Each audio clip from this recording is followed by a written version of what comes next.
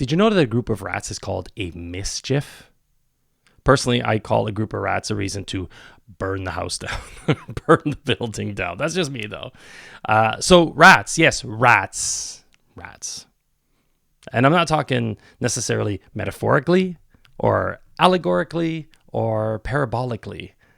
I'm talking about straight up rats, like, okay?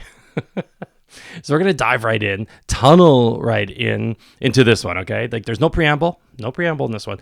But I do want to say that I do have something brewing on the business front, and I'm excited to be presenting that to y'all shortly. And warning, it's, I'm not going to be talking about it in a annoying way. I mean, homie don't roll that way. Homie don't play that way.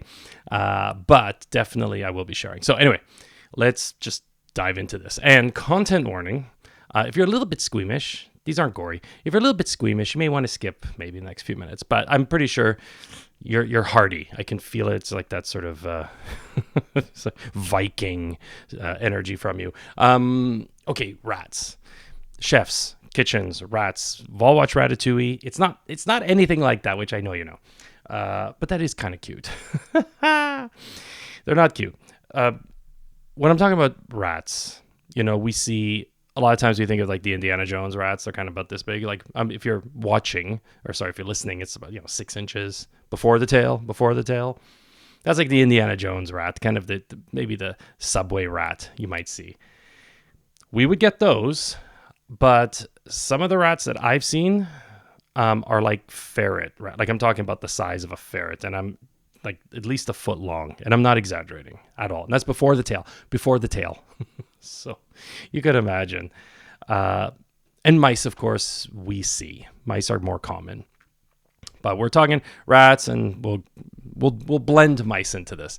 So one place I worked had, like many places, the back alley was the smoke place. It was also where the cooks and the staff came in and out. And in this one place, there was this alleyway, and we were at the end, so it was kind of cornered off. And this was in the day. Remember, daytime. We see this big ass rat, like it's like I said, like a cat almost, and it's just scurrying up on the top of this wall. And one of the cooks decided it'd be a good idea to go after this. It wasn't doing anything. It was just doing its thing, doing what rats do. And of course, they say don't corner a rat. This is precisely what this guy decided to do. He grabbed a broom, but he held it from like the broom part, the sweeping parts. So he had this like the wooden stick, and he trapped it in a corner. Again, I don't know why.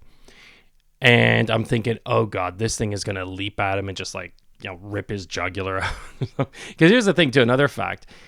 Rats' teeth grow 5 inches a year. That's the reason why they have to like keep gnawing, is to reduce it down. Like, I don't know why they were designed that way. I don't get it. It seems like a design flaw. So I'm thinking he's going to get like Dracula right in the jugular. So he's trying to hit it with the end of the broom, and all I hear is tick, tick, tick. And that last one hit the skull, the thing, and that was it. He transitioned from this life. He got his XP hit 0, and it was kind of gross because then he just left it there. So I was like, okay, dude, like, can we not do that anymore? That was one rat. Another place I worked was, it was a school, culinary school, and it was a brand new building. It just happened to be built on old infrastructure. And there was one room, I may have shared this here, and I apologize if I have. There was like a wine cellar room, and there's these sewers, but they didn't have the sewer cover, so they were open. And these rats, and I'm talking again, like just ginormous, were coming. So they put traps, the big rat, the snap traps. And one day, 2 of them went off. And they were all freaking out. It was all students and front of house managers are freaking out. Like, oh my God, what are we? And so I put on these big rubber gloves, and I went in, and I held them. I wish I had a picture of this. And I was holding them up like prize fish, and they were massive. They were the biggest rats I've ever seen in my life. Like, they were heavy. And I just said, can someone get me a garbage bag? Just bagged them and just bye. Just didn't want to see them again.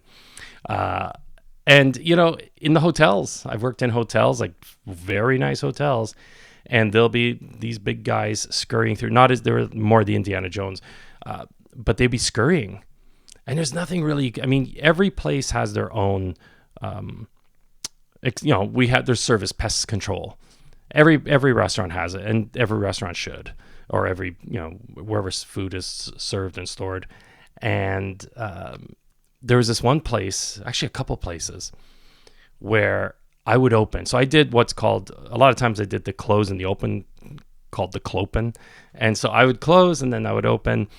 And there was one place in particular that even before I turned the lights on, I could hear the squeak, squeak. I could hear them. And I said them, like plural. And this would be mice though. And I would turn on the lights, and I would just see. Now, this place, unfortunately, it's awful. They had the sticky traps. They're the worst. They're the most inhumane ways to take care of pests. And I'd see them littered, and I had to do this god-awful thing because my heart broke.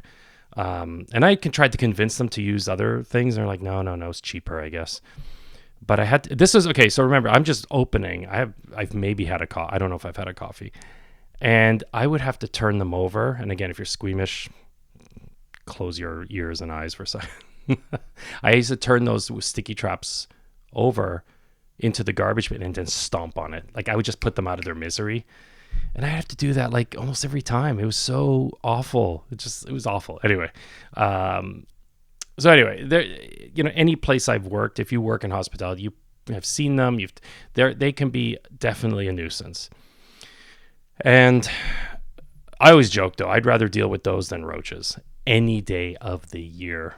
The only other place, I think I have mentioned this, was one hotel, and they had these massive roaches. I mean, like this, like an inch and a half long, and there was two different kinds, and one of them flew. Flying roach. No, thank you. I could not even. That's another. I could not even with those things. So I'd rather deal with rodents. It's the devil, I know. Anyway, so why am I talking about these? Like, why am I like? I don't want to just now bore you with all these rodent tales. No pun intended. So anyway, why am I talking about? Well, it's a good question because when I think of rats or mice, we think of these like invasive creatures or stowaways, and in what we think of clean spaces, right? You think of stainless steel kitchens and everything clean and mopped and disinfected and all that. But like, why did they show up? Like, why did they show up in the first place? Rats and mice come in because they have food and water and shelter. I mean, it's the basics. That's what they're doing there. And they're drawn to that space. And you don't have to be a rodentologist to know that, to understand. That's just simple living. What comes to mind for me when I was kind of thinking about this was, when I think of a house, a home, a space, I think of our minds. And I think of the rodents as intrusive thoughts or negative self-talk. Now, there is a difference between the two. Intrusive thoughts are usually thoughts, you ever like when you're walking down the street, you're just doing the most, or just gardening, or you're driving or something, and you get this weird, out of absolute nowhere, just wild thought, just inappropriate. It's disarming, it's disturbing, and you're like, where did that come from? It is so not me. And it's often like, it can be sexual, violent, aggressive, disgusting, shameful. I'm talking like inappropriate stuff. And you're like, what is that? That's an intrusive thought, right? Like that is kind of an intrusive thought. And it's not, it doesn't mean that's, and we'll talk definitely about this, but it's definitely, you don't have to identify with, but please tell me I'm not alone. I mean, the fact that there is reams of information out there about this means I definitely am not alone. I was thinking about this when my kids were very young, when they were babies. I remember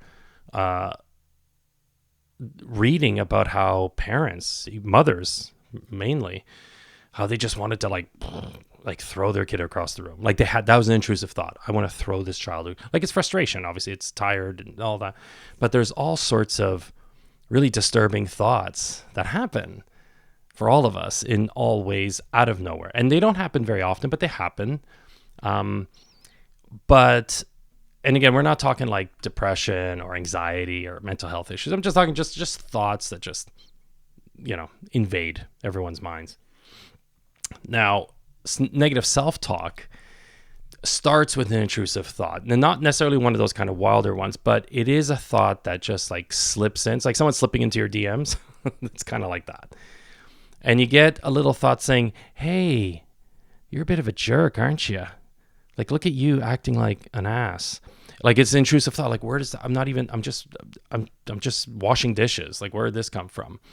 Dig something up from the past or something. And that can lead to negative self-talk. So there's always like a catalyst, like a trigger for negative self-talk where an intrusive thought is just kind of its own kind of strange entity. And, the one way to deal with an intrusive thought is to just not give it attention, just not give it any energy. Because if you give it energy, it's like you might as well, it's like putting out a buffet for the rodents. You know what I mean? Like you're feeding it. So it's naturally going to stay or just come back later or more often, right? And like a rodent, intrusive thoughts come unexpectedly. One day you wake up and boom, your ciabatta buns have like a hole the size of a golf ball in them. Or you see droppings, I don't know, by an altar you have for Tia Gabriella in the sunroom. Oh, poor Tia. In the same way, you're walking down the street and boom, like you want to slap the man on the bus for, you want to slap some guy on the sidewalk for chewing gum too loud or something. Anyway, those are the intrusive thoughts, right? You might be mowing the lawn and you all of a sudden, you're the worst person on the planet. And the thing is, the intrusive thoughts can feel real. They can feel like they're truth. They are like 100% that's reality. And understand this. Just because your house has a rat doesn't mean that you're a rat, right? It sounds silly. But in the same way, when we get a thought, we will often associate with that thought and take it on. We'll wear it. It sounds goofy, but we do it. Thoughts are a part of you, but they're not the totality of you. Eckhart Tolle once wrote, "The mind is a superb instrument if used rightly. Used wrongly, however, it becomes very destructive. To put it more accurately, it's not so much that you use your mind wrongly. You usually just don't use it at all. It uses you. This is the disease. You believe that you are your mind. This is the delusion. The instrument has taken you over." Pretty powerful. And as I always say, you're not responsible for your first thought, but you are responsible for the ones that follow. So while a rat, can slip into your home, you can then make the adjustments to get rid of them or minimize more of them sneaking in. They may still come in, of course, but you're doing the best that you can to shift things to your favor. So let's talk about self-talk for a moment or two, namely negative self-talk. Because obviously self-talk is, we know it's the chatter we have with ourselves in our heads. And we have that all day. There's lots of mental chatter we go throughout the day. And sometimes it can dive into negativity, right? It's the inner critic who just wants to take body blows, take pot shots at you for no other reason than you just existing and breathing in oxygen. And occasionally it's helpful. Like, hey, maybe talking to that guy with the fangs and cape and hanging upside down, probably not a good idea. But most times it's just that voice is an incessant jerk. It's the itty bitty shitty committee, as I've called it before. And when you get intrusive thoughts that are unfair and pessimistic or mean-spirited, you then hit a fork in the road. You can either go all in with the pummeling with your thoughts, like just you're in like Flynn, or you can walk past and ignore it. Now, just to point out, negative self-talk is different from self-criticism. Self-criticism is more goal-oriented and aims to improve yourself, whereas negative self-talk is just, well, brutal. It's unfounded. It's harsh. It's demotivating. It makes you feel like 10 pounds of shit in a 3-pound bag. Sorry, a little crude. I'm sorry.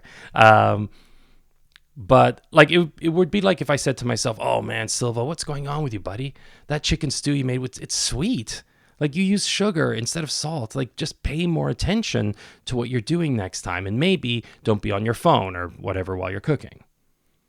Now, compare that to, oh man, what the hell is wrong with you, Paul? What is wrong with you? You're such a pylon. You can't do anything right. You're such an idiot. You should stop cooking altogether. Big difference, right? Sounds unnecessarily harsh. And that's the equivalent of a big ass rat taking a poop in your house, right? And we don't want that. We don't want that. So let's take a quick look at negative self-talk and ways you can step away from them and be gentler and kinder to ourselves. But first, let's take a 7th inning stretch. See you in a second.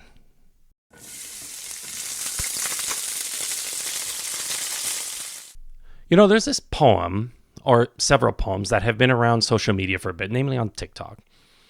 And it's brought up whenever someone's like going to do something like kill a spider or whatever. And they show part of the poem. And I can't find, it's like an amalgamation of different poems, but the central pillar of these poems is, I hope I don't get killed for being small in the wrong places, or something like that. It's so heartbreaking, right? You see this little ladybug or something. Like, imagine being killed for being small in the wrong places. Oh, it hurts. I mean, personally, I like to catch and release if I can. You know, I don't need nor want a rat the size of a cat necessarily living in my home. You know what I mean? Like, that's literal. I do not like, you know, I mentioned earlier about having to stomp on these boards. I was putting them out of their misery. You know, it's just because I cared. If I didn't care, I'd just throw them in the trash. Anyway, it's awful. But when you think of it, right? Like, it shifts how you think about all these little critters in your house. And I have a massive fear of insects. Like, the fear of insects rules me. That's why I can't stand summer. I don't like spring. I only like winter and late fall. I only like going places where like the wind hurts your face. I can't do the tropics. Because of bugs. I can't even think of them. It's so irrational, but I can't do it. Or even going up north, cottage. I can't. Mosquitoes. Like, why? It's so unenjoyable. But that's why I can do like mice and that. No problem. Bring it on. Bring it on. I can deal with them. I don't necessarily want to hurt them, but, you know, I got to take care of the house too. All right, so as an aside, that was more literal stuff. Let's continue on maybe more metaphorically of the intrusive thoughts thing, and also the negative self-talk. So to me, you know, when I think of negative self-talk, I think of, you ever watch football? And that's usually football. I don't know if they do it as much, but there's like a replay. You know, when someone gets hurt, there's a play and someone gets hurt. And they will show the play over and over again, right? Like, they'll start with the wide screen, you know, the wide shot, and then they'll play it over and over. But the camera angle gets closer and closer, right? They zoom in more and more to the moment, like where the ankle snaps or whatever it is, right? You know what I'm talking about? It gets in closer so you can actually see what's going on. And that's sort of what we do when we allow our inner critic to take over the control room. Like, it keeps focusing more and more on the negative thing while not putting the whole thing in perspective. It doesn't wide out. It just focuses in. And in doing that, you lose the whole picture. And you end up just magnifying the one thing that maybe you did or didn't do, or whatever it is that your inner critic really wants to amplify. And so negative self-talk can, you know, it shows up in different ways. It could be like catastrophizing, where like everything is, oh my God, everything is like the biggest thing in the world. Or it could be like black and white thinking. It can be like personalizing everything, where like you you take the blame for something that is totally out of your control, right? Or what is yours to take on? Or, when we pretend to read minds. We're all mind readers here, aren't we? Like, we know exactly what everyone thinks of us. We're all mind readers. What is it, the Amazing Kreskin? Yeah, we're all Kreskins, right? So what do you do when those intrusive thoughts, those dirty rats, hit you like the intoxicating smell of Cinnabon hitting you at the mall? Isn't that the best? Oh, here's another quick rat fact too. The whole dirty rat thing. Rats actually aren't dirty. In fact, they're like little clean freaks. Like they like people who study them, the ratologists, I don't know, rodentologists, they will say that they clean themselves more often than a cat. They're always grooming themselves. They hate when there's anything on their fur or whatever like that. They'll even like clean each other off. They're very social creatures. But still, mind you, let's not get too carried off. They still do have lots of things, like you can get hantavirus and all sorts of stuff from them. So there's that. They're cute. Maybe some people find them cute little pets, not me. So negative thoughts. So when that first thought slips in, and it can be simple as, you can't do anything right, can you? Can you? Like I said earlier, you can ignore it. Or what I tend to do first, my first line of defense is I think of it as a little fly in front of my face. And if you're listening, I'm doing like a swatting the fly in front of my face motion.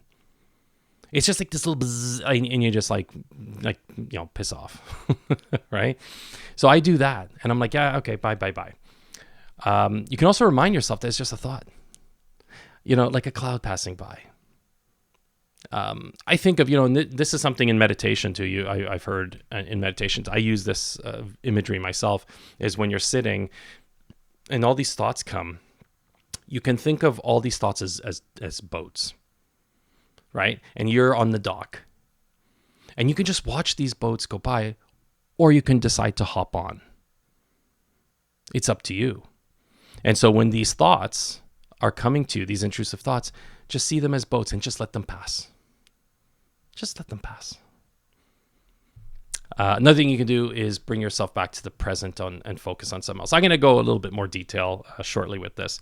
But these are just really quick, simple ways to just dismiss these intrusive thoughts, because they can really get a hold on you, right? And I know it sounds easy, but it's not always, right? Because what can happen is that, like I said, that little intruder can really take hold.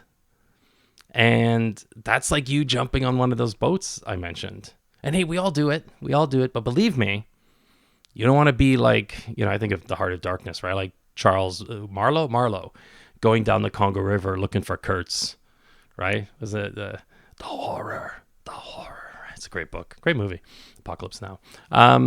Okay, so I'm going to share with you in a bit more detail ways that you can battle the brutal inner critic. So one is just notice the voice. Just be aware that this isn't your higher self at work, or that it's not healthy self-criticism. And when you can suspend or isolate that thought or those thoughts as they are, then you can move on to working with them. But the first thing is just to snag them and understand that you've got them, right? The second thing is to challenge it. That is, if you hear your voice saying, you're always ruining get-togethers with your constant chatter, why can't you just shut up and listen for a sec? It's obviously harsh, but you can ask, okay, how true is that? Am I really ruining every single gathering? Really? How often do you sit in quiet or actively listen? Probably a lot of times. Your critical voice, you can also, it's your critical voice because it speaks in absolutes. Always, never, etc., etc. So you can soften that voice by stepping out of that black and white thinking and just challenge it. 3, you can take over.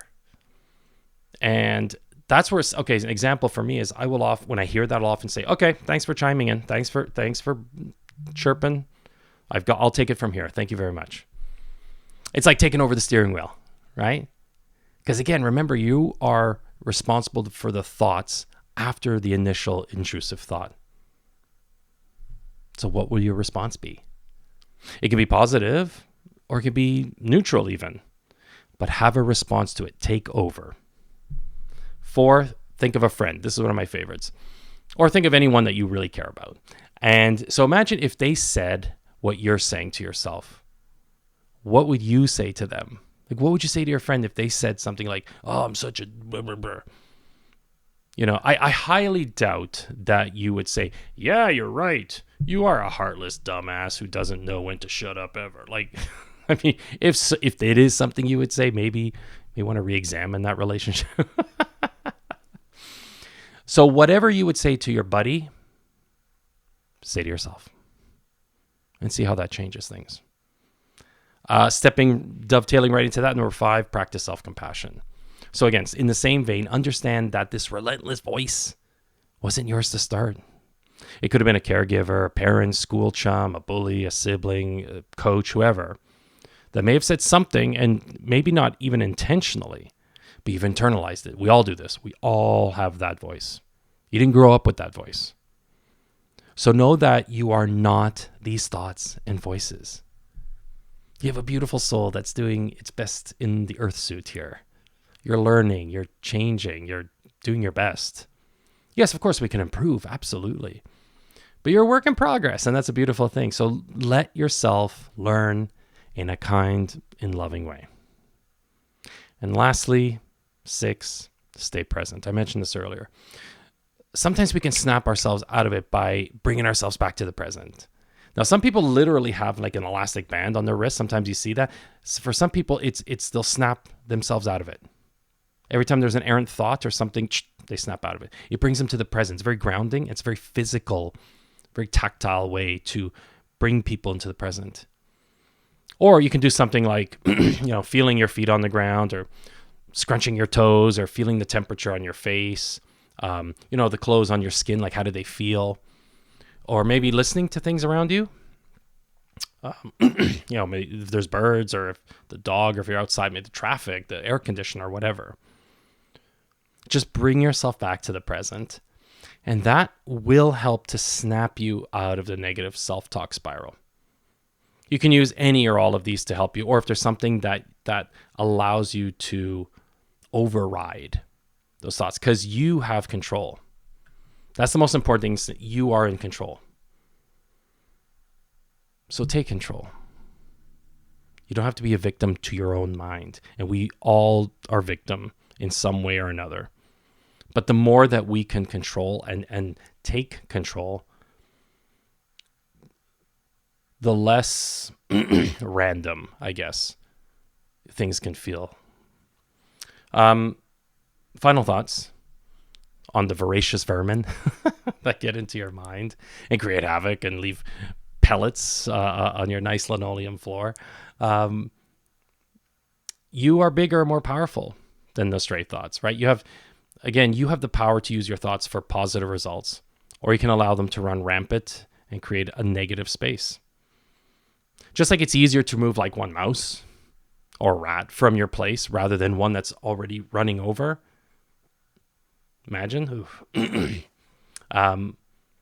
again, like these little guys, they're only doing what they're doing because they're programmed to do it. They're programmed that way. The good news is while they can't reprogram themselves, you can. So the question is, what will you do to keep your space clear and clean? As an aside, during this whole time, because I have all these songs in my head, and pardon me, I couldn't help think, but I was thinking of a sous chef that I worked for back in like the day, and there was that that Smashing Pumpkin song, "Bullet with Butterfly Wings," and so he would sing. There's that one part, like despite all my rage, I'm still just a rat in a cage. Remember that song? Maybe you're not old enough. But he used to sing that, and he would change the words and say, despite all my rage, I'm still just a cook without sage. And he was so dumb. Oh my God. It was the 90s. What do you want? What do you want? Anyway, I couldn't get that out of my head. Okay, what I do want is for you to subscribe, share, comment, like, or review this podcast, whether you're on YouTube or listening on your favorite pod feed. That would make things make this guy here very happy, and also spread the word. It helps spread the word. So I would love for this pod to grow. So any help, thank you, would be greatly appreciated. All right. We are going to turn off the lights, and hopefully we won't get any of those little, critters showing up before we turn the lights back on for next week's episode. Thanks for being here. And with that, the kitchen's closed. Now scram.